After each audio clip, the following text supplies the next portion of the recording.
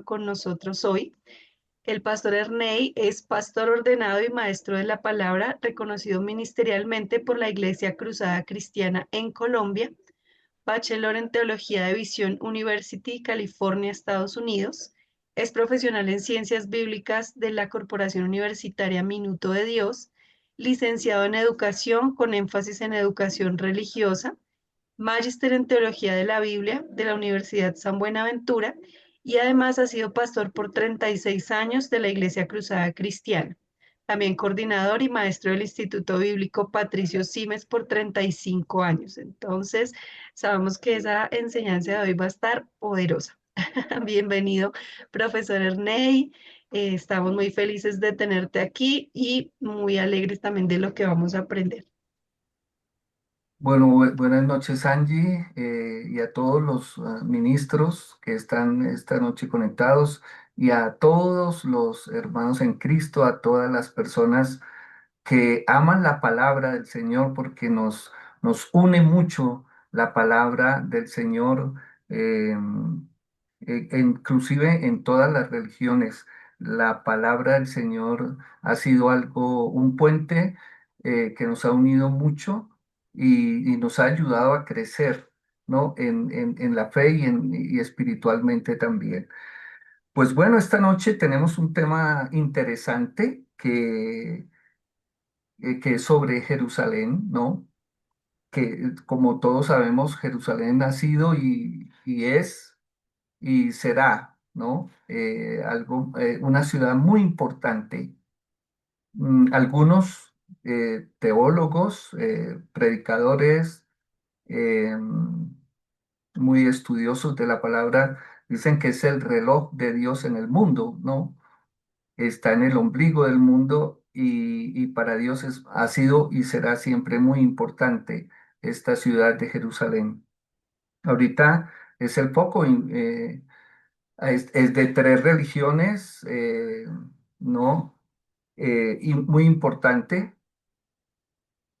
Y también por la situación que se está atravesando en el mundo, pues sabemos que es trascendental, ¿no? Pero por eso voy a presentar, eh, vamos a ver lo que es el tema ya.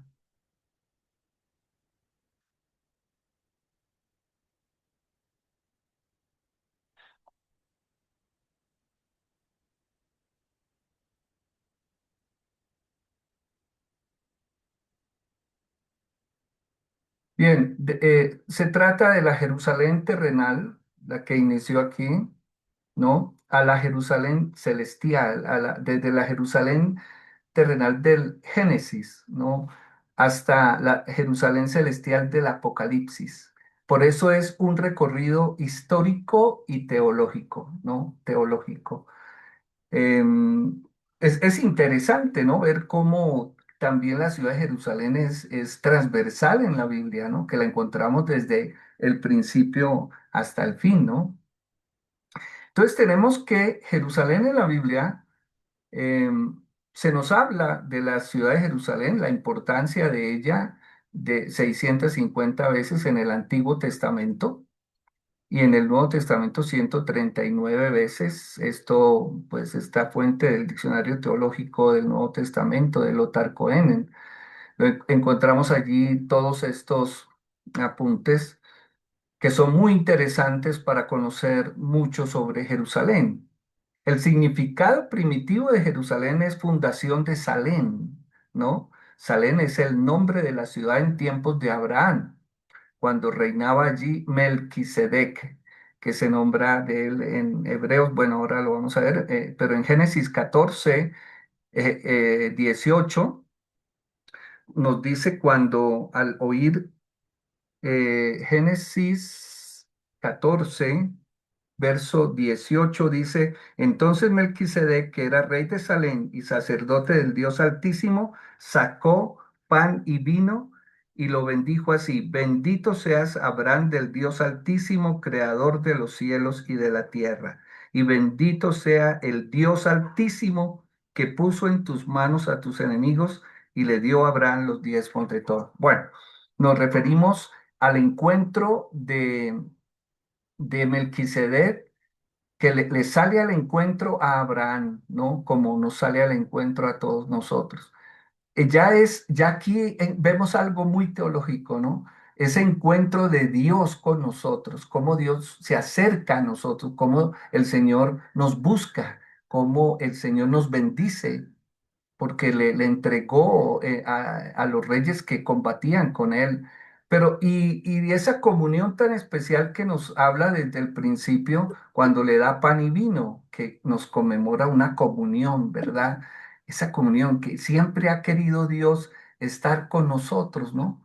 Y es el rey de Salem, que vamos a ver qué significa esto. El Salmo 76, 2 nos dice, Dios es bien conocido en Judá, grande es su nombre en Israel, en Salem está su tabernáculo y en Sión está el lugar donde reside, ¿no? Esto es, nos habla ese salmo sobre Salem, ¿verdad? Y en Hebreos 7, 1 al 3 nos dice, este Melquisedec, que era rey de Salem y sacerdote del Dios Altísimo, salió al encuentro de Abraham cuando éste volvía de derrotar a los reyes y lo bendijo. Entonces Abraham le dio los diezmos de todo. Melquisedec significa en primer lugar rey de justicia y también rey de Salem, que significa rey de paz. Nada se sabe de su padre, ni de su madre, ni de sus antepasados, ni si tuvo principio ni fin, pero a semejanza del Hijo de Dios permanece como sacerdote eterno. Esto es de la Biblia, por supuesto, de Sociedades Bíblicas Unidas, la Reina Valera contemporánea. Entonces, aquí vemos cómo describe al rey de Salem, que es rey de paz y es conocido en Jerusalén, ¿no? Como Jerusalén. El nombre Jerusalén se encuentra en los textos egipcios desde el segundo milenio antes de Cristo, en una forma que responde al semítico Urusalim, que es de lo más antiguo, ¿no? Aquí tenemos la fuente. Entonces, es interesante ver cómo desde Génesis se comienza la importancia de Jerusalén, ¿no? En ese mismo lugar, según las excavaciones arqueológicas, han descubierto huellas de presencia humana desde el 3000 antes de Cristo. En 1800 antes de Cristo se hallaron terrazas sólidas que dan evidencia de esto, ¿no? Que habitó una ciudad cananea que alcanzó su mayor desarrollo en el siglo XIV antes de Cristo. Em, en el 1000 aproximadamente, David arrebató a los jebuseos la fortaleza, que es la ciudad de David, ¿no? Y vemos que en el segundo libro de Samuel, capítulo 5, segundo libro de Samuel, capítulo 5, versos 6 al 9, dice así, el rey y sus hombres marcharon sobre Jerusalén contra los jebuseos que habitaban en aquella tierra, los cuales le dijeron a David, tú no entrarás aquí, pues aún los ciegos y los cojos te echarán, queriendo decir, David no puede entrar aquí. Pero David tomó la fortaleza de Sión, que es la ciudad de David. David había dicho aquel día, todo el que ataque a los jebuseos, que suba por el canal y hiera a los cojos y ciegos, a los cuales aborrece el alma de David. De aquí el dicho, ni ciego ni cojo entrará en la casa.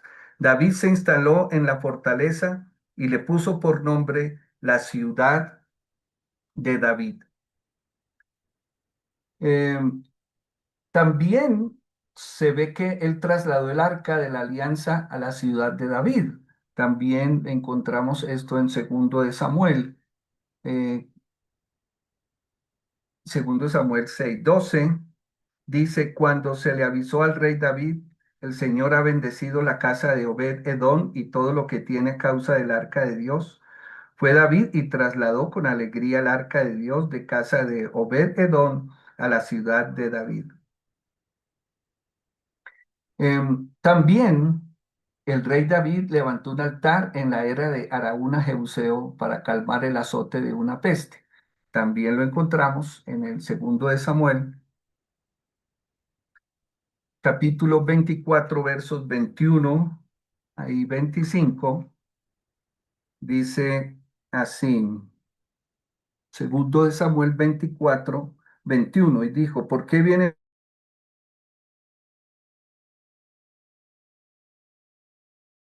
en ella un altar al Señor, a fin de que cese la mortandad del pueblo? Araúna dijo a David, tome y ofrezca a mi señor el rey y lo que bien le parezca. Ahí tienes bueyes para el holocausto, los trillos y los yugos de los bueyes para leña. Todo esto, oh rey Araúna, lo da al rey. Luego dijo Araúna al rey, el Señor tu Dios te sea propicio. El rey dijo a Araúna, no, la compraré por su precio, porque no ofreceré al Señor mi Dios holocaustos que no me cuesten nada. Y David compró la era y los bueyes por 50 ciclos de plata. Edificó allí David un altar al Señor y sacrificó holocaustos y ofrendas de paz. Entonces el Señor oyó las súplicas de la tierra y cesó la plaga en Israel. Esto se hizo en la ciudad de Jerusalén, ¿sí? Y donde se cree es el lugar del templo donde se construyó, ¿no? Donde se construye el templo en Jerusalén. Mm, Quiso levantar precisamente David en ese mismo lugar el templo, pero fue Salomón el que lo edificó. Lo encontramos en Segundo de Crónicas 3:1. Dice así, comenzó Salomón a edificar la casa del Señor en Jerusalén, en el monte Moriah, que había sido mostrado a David su padre, en el lugar que David había preparado en la era de Ornán el Jebuseo. Ornán y Araúna es el mismo, ¿sí?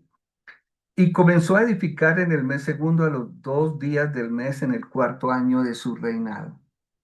Em, Todo el monte Moriah, o Sión, donde fue construido el templo, le pertenece de forma triple a Israel. Por la promesa que Dios le dio a Abraham, ¿no? Dios le había prometido muchos años desde Abraham que de él iba a ser toda esa tierra que veía hacia la derecha, a la izquierda. Eh, También por la conquista de David, ¿no? Cuando conquista Jerusalén y también por la compra del terreno. Aquí en Samuel nos dice que fue 50 ciclos de plata, que es compra la era, pero en primer libro de Crónicas, verso 21, en primer libro de Crónicas, verso 21, perdón, capítulo 21, verso 25, dice... y dio David a Ornán por aquel lugar la suma de 600 ciclos de oro. Fijémonos que en Samuel dice 50 ciclos de plata, pero en Crónicas ya nos dice que son 600 ciclos de oro. Esto es que le compra el monte, ¿sí? Ya todo el monte en sí. Por eso es lo que es llamado el monte de Sión. Es el lugar donde donde Salomón construyó el templo. Es muy teológico y es muy ligado a Israel. Va como en las entrañas de Israel, ¿cierto? Es lo que Dios quiso para su pueblo. Precisamente viendo que era lo que Dios quería que pasara con su pueblo Israel, en primer libro de Reyes, ¿no? Verso 9 1 al 3. Cuando Salomón terminó de construir el templo del Señor, la casa del rey y todo lo que había querido hacer, el Señor se le apareció por segunda vez, del mismo modo que se le había aparecido en Gabaón. Dios le dijo, he escuchado tu oración y tu súplica. He consagrado este templo que has construido. He puesto allí mi nombre para siempre. Mis ojos y mi corazón estarán siempre en ese lugar. Y ahora, si tú caminas delante de mí, como lo hizo David, con sinceridad de corazón y rectitud, y todo lo que habla, pues este templo fue construido en Jerusalén, en el monte Sión, pero es en Jerusalén, ¿no? Porque es allí donde el Señor quiso poner su nombre, donde quiso tener esa unión con el hombre, ¿no? De oír las peticiones del hombre, oír sus alabanzas, ¿no? Tener esa comunión de Dios con su pueblo, de estar siempre con Él, de Él ser su Dios, de Él ser su Rey, de Él estar con Él continuamente. Y en segundo de Crónicas 7:12 dice, aquella noche el Señor se le apareció a Salomón y le dijo, he oído tu oración, he elegido y consagrado este lugar para que sea mi casa de sacrificio. Esto es muy importante y es trascendental. Eh, el templo, Jerusalén, está hasta el día de hoy en boca de el mundo. Jerusalén es patrimonio de la humanidad. Jerusalén hoy en día es lugar de peregrinación, aunque de polémica también, de grandes ataques, pero es un lugar profético también. Es un lugar que podemos ver que en el Apocalipsis se habla de él, ¿cierto? Es un lugar que no termina, ¿verdad? Que no termina y mucha gente quiere ir y quiere visitar los lugares santos y quiere recibir allí, quiere tener un momento de espiritualidad en Jerusalén. De tal manera que ha sido muy importante para la humanidad, ¿no? Bien, ¿qué era lo que Dios quería, ¿no? En Éxodo 19, 5 al 6, lo que el Señor quería era establecer un reino de sacerdotes y gente santa, ¿no? Esto lo dice en Éxodo. Que sea su especial tesoro sobre todos los pueblos cuando Él estaba hablando con Moisés y le estaba diciendo que le dijera al pueblo qué era lo que Dios quería para la relación entre Dios y su pueblo, ¿no? Que fuera gente santa, sacerdotes, ¿no? En Deuteronomio 14:2 dice que Él quiere un pueblo único. En Deuteronomio 26, 18 al 19 le dice que es un pueblo de su exclusiva posesión para loor, fama y gloria, santo a Jehová el Señor. Esto es lo que Dios quería que fuera eh, el pueblo de Israel para él y para las naciones, ¿no? Que fuera ejemplo, modelo a seguir, y Jerusalén, ¿no? Como ciudad y como pueblo escogido, como un pueblo de su posesión para gloria, fama y loor. Eh, él quería que Jerusalén fuera diferente a las ciudades-estado que se conocían en la historia, ¿no? Por la historia. Eran ciudades sanguinarias, injustas, idólatras, corruptas, como por ejemplo Nínive, Egipto, Damasco, por ejemplo Ur, Akkad, Calne, Babel. Esto lo encontramos en un escrito de Carmiña Navia. La ciudad interpreta la Biblia. Muy interesante lo que ella habla y expresa allí de lo que significaban estas naciones en ese tiempo, que era lo que Dios no quería, que Jerusalén cayera y fuera una ciudad-estado, ¿no? Con ese tipo de características. La ciudad que debía ser santa, la que Dios quería, se convierte en la personificación de la apostasía. Em, desafortunadamente, ah, hacen todo lo contrario, ¿verdad? Lo que Dios no quería que terminara, terminan ellos Y en Isaías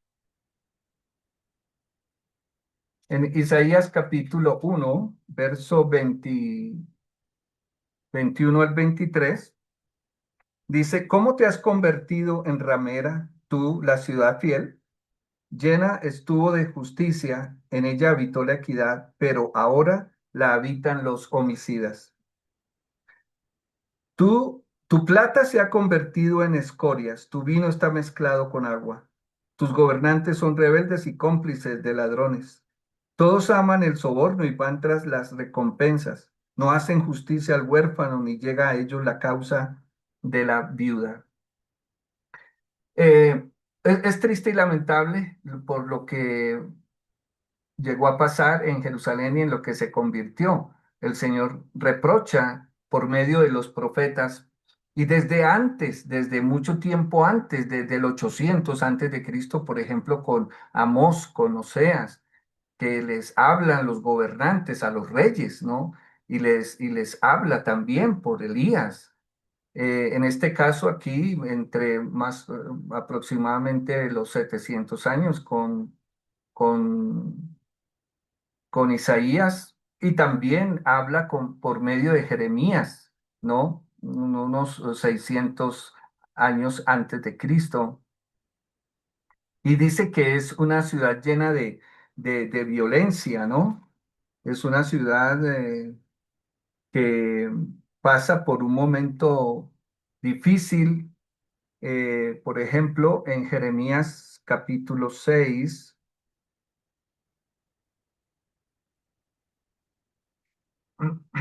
Jeremías 6. Huid, hijos de Benjamín, de en medio de Jerusalén. Tocad bocina en Tecoa. Alzad señales de humo sobre Bet Akerem, porque del norte asoma el mal, un gran quebrantamiento. Destruiré a la bella y delicada hija de Sión. El verso 6. Así dijo Jehová, el Señor de los ejércitos. Cortad árboles y levantad un terraplén contra Jerusalén. Esta es la ciudad que ha de ser castigada, pues toda ella está llena de violencia. Verso 13 al 14 dice, desde el más chico de ellos hasta el más grande, cada uno sigue la avaricia, y desde el profeta hasta el sacerdote, todos son engañadores. Curan la herida de mi pueblo con liviandad, diciendo, paz, paz, pero no hay paz. Mucha gente dice que Dios tiene predilección por Jerusalén y por los judíos y que hasta llegan a tenerle fastidio a Dios, rencor a Dios por escoger a los judíos y a Jerusalén. Pero saben que Dios ha castigado, el Señor ha castigado a Jerusalén y a los judíos también por su conducta, por su comportamiento. No es solamente llenarla de favores y no es solamente, Dios quería que fuera una ciudad modelo, pero desafortunadamente siguió el ejemplo de las naciones vecinas y también hizo lo malo. Entonces también ha recibido castigo de parte del Señor. Aquí nos dice en la palabra que es una ciudad violenta, sanguinaria e impura. Por ejemplo, en Ezequiel 22 nos dice la palabra. Ezequiel 22, 1 al 4 dice, vino a mí palabra del Señor diciendo, y tú, hijo de hombre, ¿no juzgarás tú a la ciudad sanguinaria y le mostrarás todas sus abominaciones? Le dirás, pues, así ha dicho el Señor, ciudad que derrama sangre dentro de sí misma para que venga su hora y que hizo ídolos contra sí misma para contaminarse.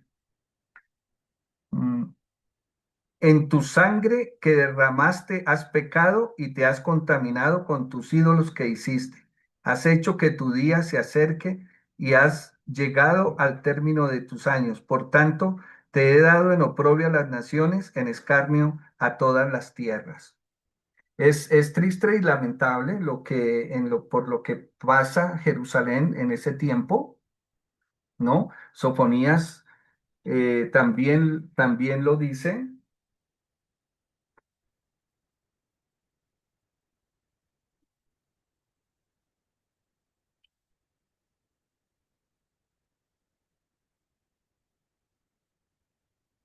Sofonías también habla acerca de ese comportamiento que que tienen Sofonías. Sofonías 3 1 al 3 dice, ay de la ciudad rebelde, contaminada y opresora. No quiso escuchar la voz de su Dios, ni recibir su corrección. No confió en el Señor, ni se acordó ni se acercó a él. En sus calles, sus magnates parecen leones rugientes. Sus jueces son lobos nocturnos que no dejan un solo hueso para el día siguiente. Todo esto todo esto son reproches y profecías y el Señor amonestando a Jerusalén para que dejara estas cosas, ¿no? Entonces, a raíz de todo esto, Jerusalén cae en cautiverio.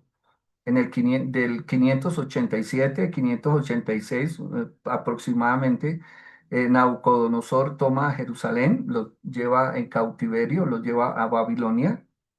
Eh, en Segundo de Reyes 25, 1 al 21 nos cuenta, fue la ciudad quemada, sus murallas fueron derribadas, su población deportada. Su drama se refleja en el Salmo 137, donde cuentan con lloro, con lamento, los destrozos que hubo en Jerusalén, el templo, todo quemado, la ciudad destruida. Esto fue algo muy duro, es un cautiverio de 70 años, ¿no? Donde Dios trató duro con la nación, con los judíos, donde allí aprendieron a acercarse a Dios y por medio de la sinagoga, que allí fue donde empieza, ¿no? Y Dios había profetizado por medio de Jeremías que si ellos se volvían, que si se arrepentían y volvían, el Señor volvía a recogerlos, ¿no? Es un arrepentimiento y vuelta al Señor en Isaías 51, 1 al 3, 52 también, el 1 al 3.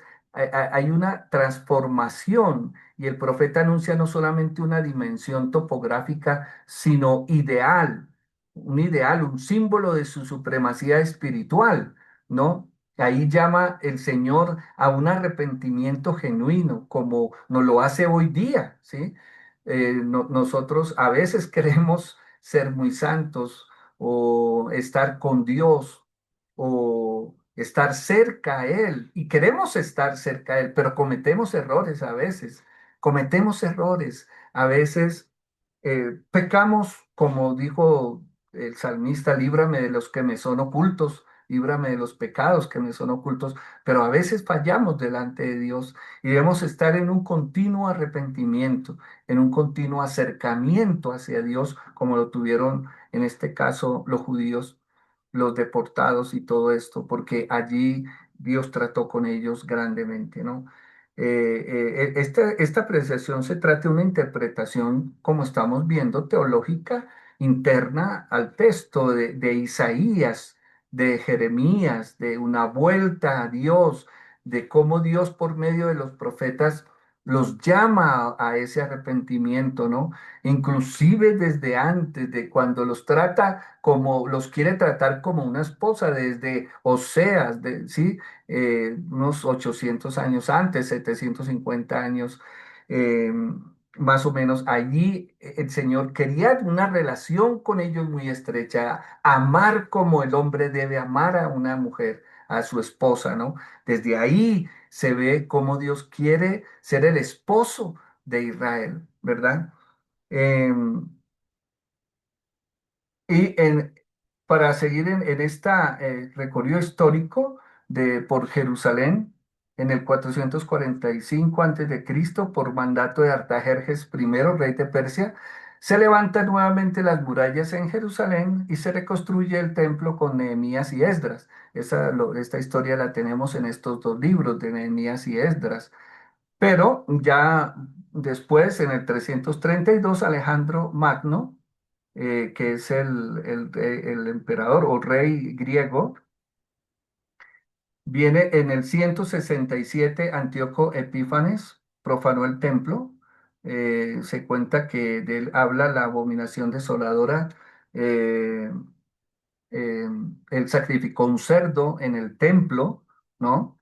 Fue uno de las personas, de los griegos que llegaron a, a Jerusalén en ese tiempo y profanó realmente casi todo lo que había santo allí. En el 164 Jerusalén es reconquistada nuevamente por los macabeos, por Judas y sobre todo Judas Macabeo. En el 63 a.C., Pompeyo, general romano, conquista Jerusalén y el Senado romano designa a Herodes el Grande como rey de Palestina del 37 al 4 a.C. En el 66 después de Cristo, estalló la rebelión de los judíos contra Roma. En el 70 después de Cristo, el general Tito conquista y destruye la ciudad de Jerusalén. Prácticamente desde ese tiempo, quedó prácticamente exterminado Israel. Algunos duraron algún tiempo ahí todavía. Hubo una revuelta también con Barcova y bueno, según la historia, algunos más, pero prácticamente desaparecen en el segundo siglo y nunca más se vuelve a llamar Israel hasta 1948, el 14 de mayo, con las Naciones Unidas, que vuelve a ser Estado y vuelve a activarse el reloj de Dios para el mundo, ¿no? Nuevamente, esa es otra cuestión muy escatológica, eh, que muchos conocemos, ¿no? En ese tiempo también estuvieron los esenios, que era una comunidad de Qumrán. Pues fue una secta judía muy excluyente. Ellos eran una comunidad muy cerrada, ¿verdad? Vestían de blanco. Esto más o menos iniciaron hacia el siglo segundo antes de Cristo.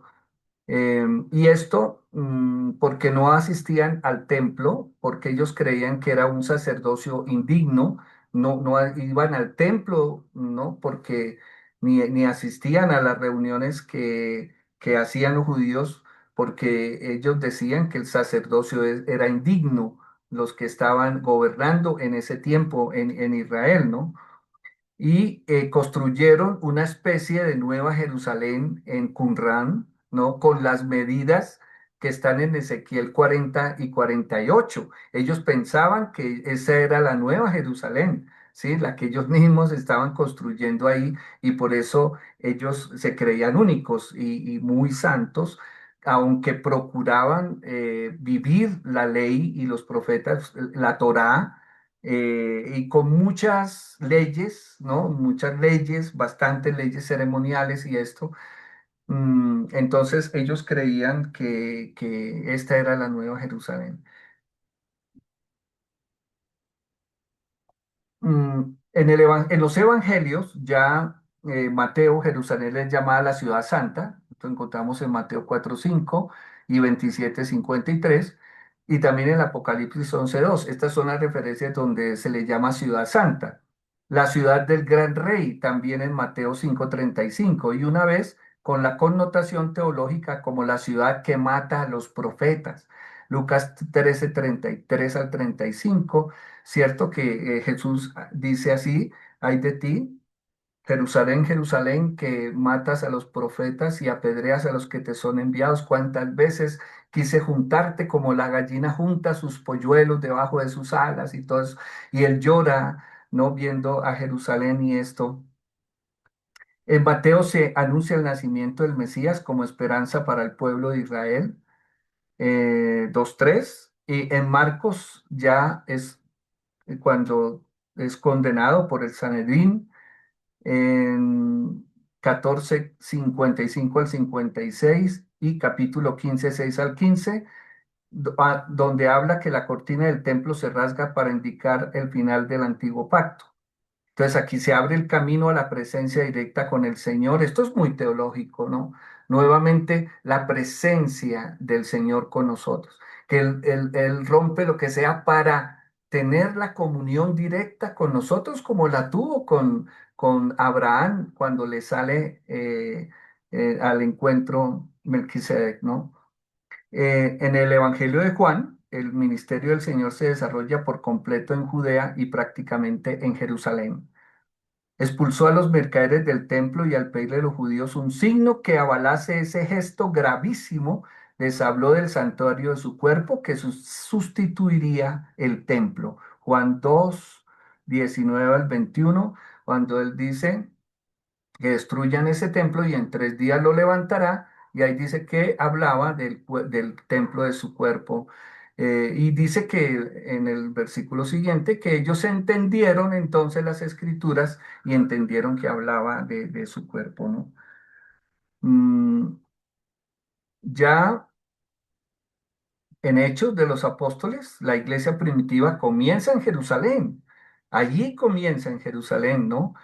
Hechos 1, 4, 8, 12 y 14, todo lo que se habla allí, pero recibiréis poder cuando venga sobre vosotros el Espíritu Santo y me seréis testigos en Jerusalén, primero, Jerusalén, en Judea, en Samaria y hasta lo último de la tierra, ¿no? Hasta el día de hoy se ve cómo se ha esparcido la palabra de Dios por el mundo. Recibieron el poder prometido del Espíritu Santo en Hechos 2, 1 al 4, el Pentecostés, ¿no? Reciben las lenguas de fuego, todo esto. Vienen los testimonios, milagros, mártires como Esteban, el primer mártir, pero había unidad, había amor, había gozo, paz, y todo esto se reflejaba el fruto que dieron los primeros discípulos del Señor en Jerusalén, ¿no? Ya después se habla de la Jerusalén celestial de Pablo, que lo habla en Gálatas 4, 22 al 31, que habla de la Jerusalén de arriba, que hace una alegoría con la Jerusalén de abajo, ¿no? Hace una alegoría entre Sara y Agar. Y habla de la Jerusalén de abajo, la terrenal, y la Jerusalén de arriba, la celestial, que dice que es madre de todos, libre, hijos de la promesa de los que nacemos según el Espíritu, ¿no? Es interesante ver esto. En la Jerusalén, la tradición de Hebreos, ya en Hebreos, el autor de Hebreos atestigua por fue Abraham esperando una patria más verdadera, la ciudad celestial en 11:16. Aquí aquí nos muestra el Nuevo Testamento una Jerusalén ya celestial. No nos habla ya de una ciudad, de la Jerusalén de arriba, la Jerusalén celestial. Y ya en Apocalipsis, eh, bueno, pues digo yo, al terminar esta exposición sobre Jerusalén y llegar al libro del Apocalipsis, me es necesario comentar sobre el género del libro así.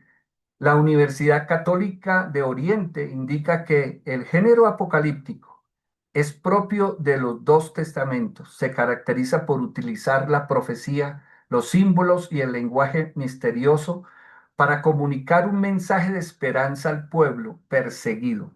También dice J. J. Collins, un apocalipsis es el que va encaminado a interpretar las circunstancias terrenas presentes a la luz del mundo sobrenatural y del futuro, y a influir en el entendimiento y en la conducta de sus lectores en virtud de una autoridad divina, o sea, de Dios, del Señor. Entonces la nueva Jerusalén del Apocalipsis, que habla Apocalipsis 3:12, al que venciere, le haré columna en el templo, escribiré el nombre de mi Dios, de la ciudad de mi Dios, la nueva Jerusalén. Ya nos habla de ella en Apocalipsis 3:12, ¿sí? La cual dice, baja del cielo. ¿Y qué es eso de bajar del cielo si primero no subió? Si primero no se añadieron todos los salvos por el Señor. Em, el Señor es su templo, 21-22, ¿no? Que dice, la ciudad no tiene necesidad de sol ni de luna que brille en ella, tampoco hay templo porque el Señor es el templo de la nueva Jerusalén, de la ciudad. Y dice, bienaventurados los que lavan sus ropas 22:14. Ellos tienen derecho al árbol de la vida y entrar por las puertas en la ciudad. Los que lavan sus ropas, los que con sinceridad, con, con mucho temor y temblor, con mucha humildad, porque esto no es de orgullo, sino sino de humanidad, de sinceridad, de un arrepentimiento genuino, de lavar las ropas, ¿no? De soltar todo lo que no sirve, lo que no conviene, todo peso y pecado que nos asedia, y recibir el favor de Dios, recibir su amor, recibir la vida que Él nos quiere dar, recibir la salvación que Él nos quiere dar a todos nosotros. Esa es la bienaventuranza. Bienaventurados los que lavan sus ropas. Ellos tienen derecho al árbol de la vida, o sea, al Señor, y entrar por las puertas en la ciudad. Muchas gracias a todos ustedes. El Señor los bendiga y no sé si tenemos algún tiempo para preguntas o inquietudes, con mucho gusto. Muy bien, gracias, profesor Erney. Muchas Sí, gracias por la brillante exposición que nos ha hecho todo un recorrido de la historia de Jerusalén y seguro que hay muchas inquietudes. Vamos a pedir para que vayan ya haciendo sus preguntas y que puedan levantar su mano. Pero antes vamos a hacer algunos anuncios y a ver, Angie, si me ayudas con la diapositiva, si tienes la diapositiva para verlas. A ver, vamos a ver. Y miren qué interesante allí. Algunos lo ven en pequeño, pero ya estamos ya preparándonos para nuestros próximos diplomados. Tenemos dos excelentes diplomados. Ahora estamos haciendo diplomados especializados y vamos a tener un diplomado sobre predicación, sobre homilética, donde se va a tocar cuatro diferentes tipos de predicación. Y tenemos la antesala del diplomado. Tenemos tres clases maestras, en este caso del texto al púlpito, el fundamento para una predicación bíblica, donde vamos a tener tres profesores, que son los profesores del diplomado, que nos van a compartir sobre qué hace que un sermón sea fiel a la Biblia, los cuatro modelos principales de predicación, y comunica tu sermón con claridad, autoridad y poder. Entonces, les animamos a que puedan matricularse en estos cursos gratuitos. Normalmente, cuando son estos cursos gratuitos, tenemos más de 1.000 personas que se inscriben y después están peleándose para ver cómo ingresan porque la capacidad del Zoom es de 500 personas. Y también tenemos el diplomado de Jesús Histórico y también tenemos este curso gratuito de prediplomado donde vamos a tocar Jesús Histórico, el personaje que transformó la humanidad, con el tema de evidencia, contexto y verdad, Jesús en su contexto judío y las grandes controversias de Jesús. No todo esto en la segunda semana de abril. Vamos a estar informando en las redes sociales, vamos a estar comunicando los links de inscripción, no se lo pierdan, ¿no? Y también les animamos a que puedan ustedes seguir visitando la Sociedad Bíblica de su país. Allí pueden encontrar una gran cantidad de Biblias, de estudios, donde pueden encontrar toda la información que se nos ha compartido ahora y realmente es una bendición. Allí una de esas herramientas es la Biblia de estudio con herramientas de exégesis, donde uno puede encontrar versículos, pero que no son tanto comentarios bíblicos, sino son ayudas de aspecto histórico, sociológico, cultural, geográfico, literario en cada versículo y tiene más de 20.000 notas de estudio y una introducción contextual exhaustiva a cada libro. Interesante también es que tiene un diccionario bíblico con más de 500 términos Es decir, si necesita aclarar o un término, lo busca al final de la Biblia y allí puede encontrar el significado. Entonces, les animamos a que puedan encontrar esta Biblia de estudio con herramientas exegéticas en la sociedad bíblica de su país. Y ya veo allí tres manos levantadas. Yo también tengo preguntas. Así que vamos a empezar con nuestro hermano Lorenzo. Lorenzo, ¿puedes desactivar tu micrófono, decirnos de dónde eres? Y por favor, a los que hacen preguntas, siempre les pedimos para que no prediquen y que sean concisos con sus preguntas. Es tu Hola, tiempo, Lorenzo. ¿me escuchan? Sí. Muy bien. Muchas gracias a la Sociedad Pública Peruana y al profesor Ernei por su exposición. Excelente desde el punto de vista. Mi pregunta va, ¿cómo nosotros podemos identificar quién forma parte de la Jerusalén celestial? Y si, si, si identificamos eso, los que somos creyentes en el Señor Jesús, ¿cómo podemos nosotros permanecer en esa Jerusalén celestial?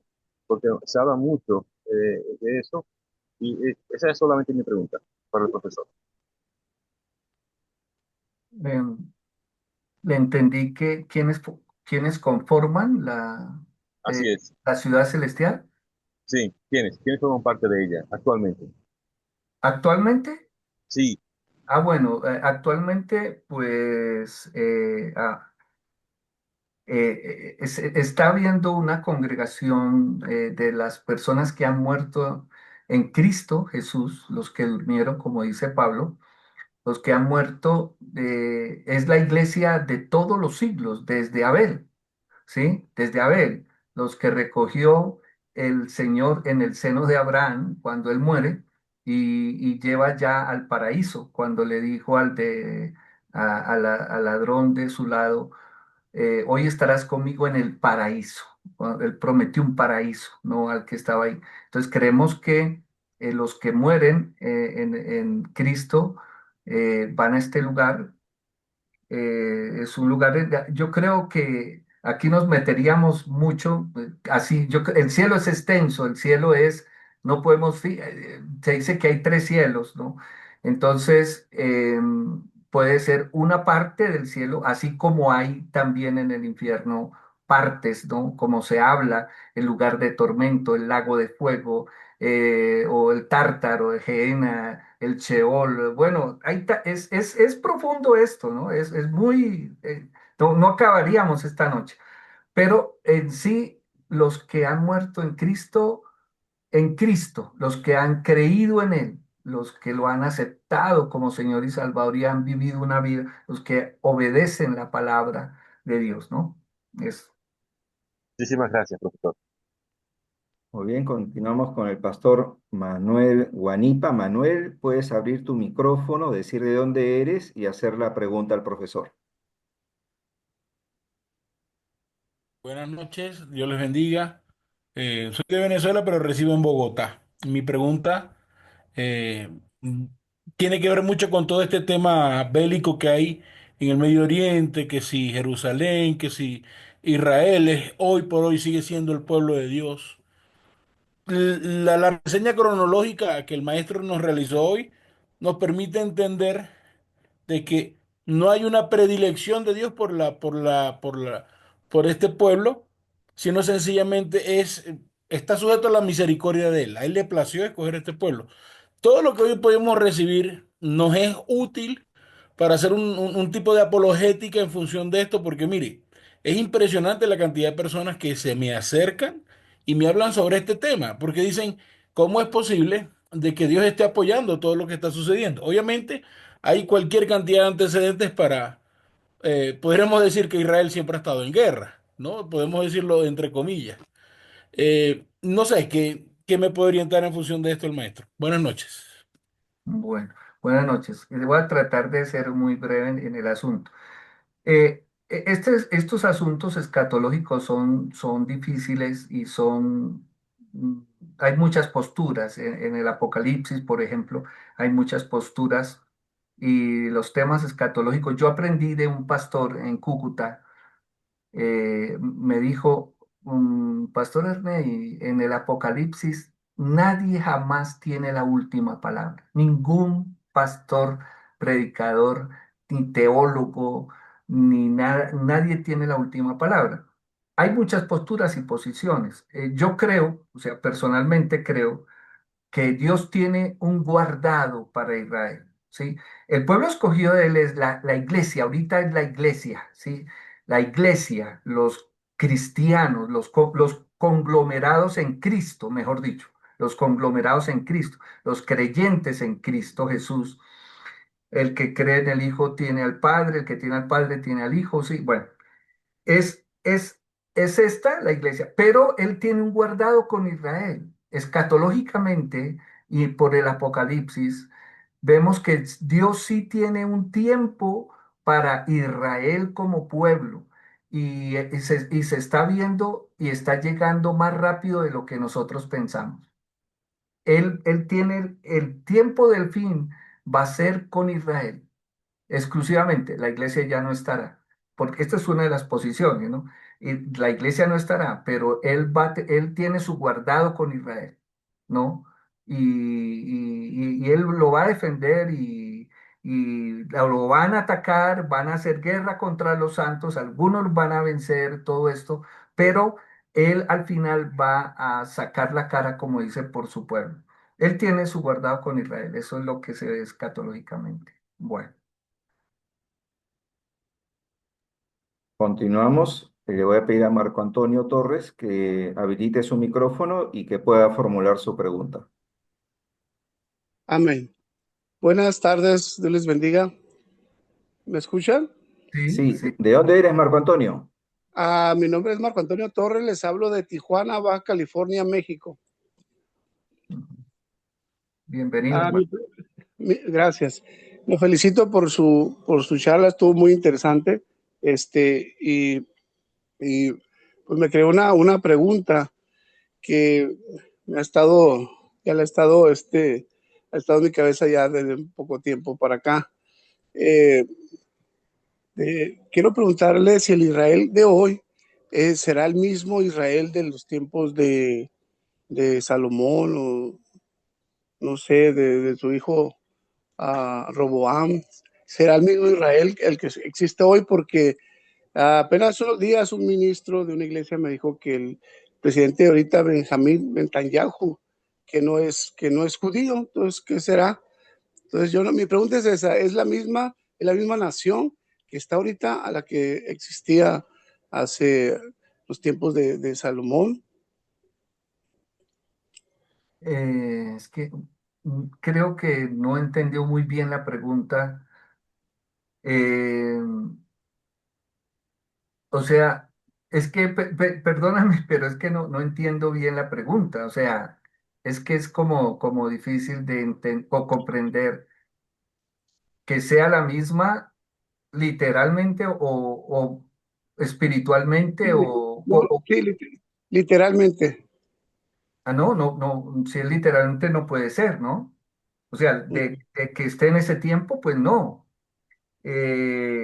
Israel, ellos traen en sus genes, como parte hereditaria, la Ajá. ley, traen la Torá, traen costumbres, traen algo del espíritu, sí, de ese tiempo que lo tienen, sí, que lo tienen hasta el día de hoy, pero lógicamente son diferentes personas, diferente tiempo, diferente época, ¿no? O sea, están pasando cosas muy diferentes, entonces no puede ser la misma.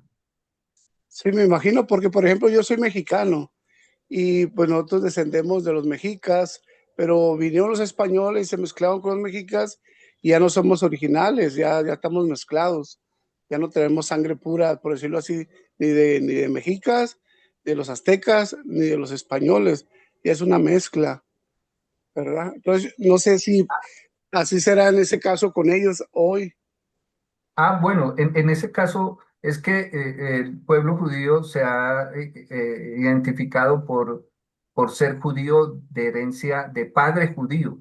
O sea, ellos se han tratado de casar entre ellos, entre los judíos, Sí, muy estrictamente, ¿no? Aunque hay muchos judíos casados con diferentes partes del mundo, pero ellos son hijos por sobre todo el varón, ¿no? Que es un hijo de judío, más que todo, ¿no? Y tiene herencia judía, ¿no? Israelita judía. Ah, ok, muy bien. Sí. Ok, gracias, gracias, profesor. Bueno, con gusto. Bueno, continuamos. Tenemos una pregunta más de Fermín García. Fermín García, es tu tiempo. Dinos de dónde eres y puedes formular tu pregunta. Gracias, Dios le bendiga. Buenas noches. Soy de Perú. Mi pregunta es con relación a la Nueva Jerusalén celestial que aparece en Apocalipsis 21. Dice que desciende del cielo ataviada. Entonces, mi pregunta es en con relación de Gálatas, de la alegoría. Eh, Va mi pregunta, ¿es la Nueva Jerusalén la que el pueblo, la iglesia de Dios al final, el pueblo de Dios al final ya es ahí donde va a habitar, aquí en la tierra, una tierra nueva, cielo nuevo, o simplemente es para los judíos nada más? No, o sea, quisiera que me pudiera ayudar a aclarar, porque da sus medidas de ancho, de largo y todo eso. Quisiera que me ayude a esclarecer un poco de esto. Gracias. Sí, la Nueva Jerusalén en sí es el conglomerado de personas eh, salvas en Cristo, y va a haber de todo, de todas lenguas, pueblos, naciones, ¿cierto? Vamos a encontrar gente de, de todas las naciones, el gran conglomerado de personas. Es más, yo creo que en el cielo vamos a encontrar muchas sorpresas. Eso no es, lógicamente, no es solamente para los judíos. Hay judíos ya cristianos, judeocristianos convertidos totalmente a Cristo, seguidores de la palabra del Señor, cumplidores de la gran comisión de la palabra, pero vamos a tener gente de todo pueblo, lengua, nación, indígenas, convertidos, de toda raza, o sea, y personas que a veces uno dice, no, esta persona no merece ir al cielo, o esta persona es indigno de ir al cielo, no sé qué, pero vamos a encontrar sorpresas, eh, porque es que a nosotros nos cuesta medir la espiritualidad de las personas y realmente no podemos medir la espiritualidad de nadie. Entonces, a veces el que se cree más santo, de pronto delante de Dios no lo es tanto. Entonces, es obedecer, ¿no? Es obedecer, es amar a Dios, es amar al prójimo, es cumplir con eso. El gran mandamiento es ese, amar a Dios y a su prójimo. Y ahí el que hace eso cumple la ley y los profetas, cumple todo. Eh, entonces, no, no es solamente Israel, no, no, no. Que Dios tiene algo especial con Israel al final de los tiempos, como dice la palabra en Apocalipsis, es una cosa diferente, ¿no? Pero la Nueva Jerusalén es todo el conglomerado de gente convertida, creyentes en el Señor. Muy bien. Vamos a tener una pregunta más. Ya estamos con el tiempo. Normalmente tenemos tres preguntas, pero vamos a dar la oportunidad a una pregunta más. Lamentamos no poder contestar todas las preguntas.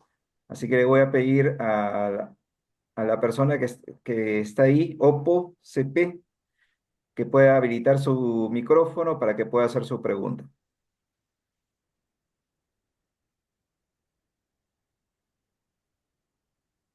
Aló, ¿me escuchan? Sí, sí, sí le escuchamos. Buenas noches, mi nombre es Milena, soy de Colombia. Mi pregunta es con respecto a lo que eh, el profe nos decía acerca del trato que Dios va a tener un trato especial con Israel, bueno, ya en el último tiempo, cuando ya él vaya a ser como destruido. Pero mi curiosidad está en que Israel, pues siendo el lugar donde, pues donde comenzó todo, ¿no? Donde comenzó el evangelio, donde Dios, pues dio a conocer todo su plan, pero digamos que también Israel vemos que es un lugar donde hay demasiada maldad y donde hay, digamos que allá se han hecho festivales bueno, de lo que le llaman ahorita LGTBI y todo eso, y una cantidad de cosas que son de verdad, bueno, no se me ocurre la palabra en este momento, tanta maldad que hay. Entonces, mi pregunta es, para ese trato que Dios tenga con Israel, tiene que ser en aquellos que todavía, que crean en Él, porque si son personas que niegan a Dios y con su vida lo que hacen es dar, o sea, mostrar que no creen en Dios, que son rebeldes. Entonces ese trato va a ser con todos los que sean israelitas, los judíos, o ahí igual eh, no entrarían los que niegan la fe.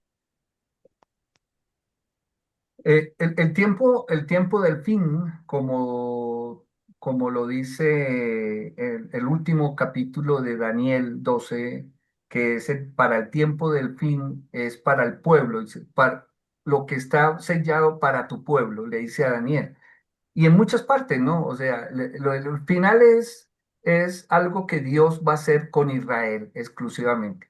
Pero se trata precisamente del amor y de la misericordia de Dios que ha tenido con nosotros y que va a tener con Israel en el fin de los tiempos, como es en la gran tribulación y todo esto.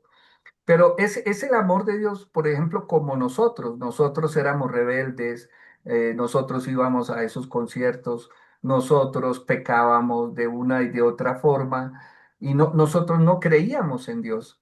Y Dios nos amó y nos rescató y nos lavó y nos perdonó. Es ese Dios tan hermoso que tenemos, que necesita la humanidad, que llama al arrepentimiento a cada momento a través de los profetas, a través de pastores, a través de las personas en la calle, en los buses, en los parques, en todas partes, por internet. Lo que estamos haciendo esta noche es ese Dios de amor que llama a la humanidad diciendo que Él nos ama y nos quiere perdonar, nos quiere lavar y nos quiere salvar de este mundo precisamente como está. Pero es eso, ¿no? O sea, es el amor de Dios definitivamente para con todo el mundo, como dice la palabra, que Él no quiere que nadie perezca, sino que todos procedan al arrepentimiento. Bueno, muchas gracias, profesor Erney. Nos ha hecho todo un recorrido. El pueblo durante el éxodo iba errante con el tabernáculo y ahí se decía que Dios está presente, habita en medio de su pueblo. Después nos llevó por David, por Salomón, se construyó el templo, fue destruido, ¿no? Por Nabucodonosor y el templo dejó de ser ahí el centro y estuvieron en el exilio. De ahí retornaron, ¿no? Y después en el Nuevo Testamento también nos llevó y también vimos que el templo de nuevamente fue destruido y fueron llevados también a la diáspora, ¿no? Y yo creo que nos quedamos con las enseñanzas de Jesús del encuentro con la mujer samaritana que le dijo que dónde se debe adorar, ni en Jericín, ni en este lugar, ni en Jerusalén, que se debe adorar en espíritu y en verdad. Y también cuando dijo el apóstol Pablo que en Cristo no hay judío ni griego. Y también lo que usted ha mencionado, de que ya no es importante Jerusalén, ¿no? Dice que debe ser predicado en Jerusalén, Judea, Samaria y hasta lo último de la tierra, a toda lengua y nación. Yo creo que esa es la enseñanza que nos ha dejado el Señor Jesucristo. ¿Algún comentario final, profesor Erney? No, pues sobre este tema hay mucho que contar y pues seguramente hay muchas cosas que faltaron por decir, pero grosso modo se trata de llegar de la Jerusalén terrenal mejor a la Jerusalén celestial y encontrarnos allí, ¿no? Con nuestro Señor, con el que siempre ha querido estar con nosotros, como desde Adán y Eva, por ejemplo, y llegar allí, ser el pueblo de Él y estar siempre con Él, ya en la eternidad con el Señor. A eso es que le debemos apuntar, pero con mucho gusto para servirles y que el Señor les bendiga grandemente.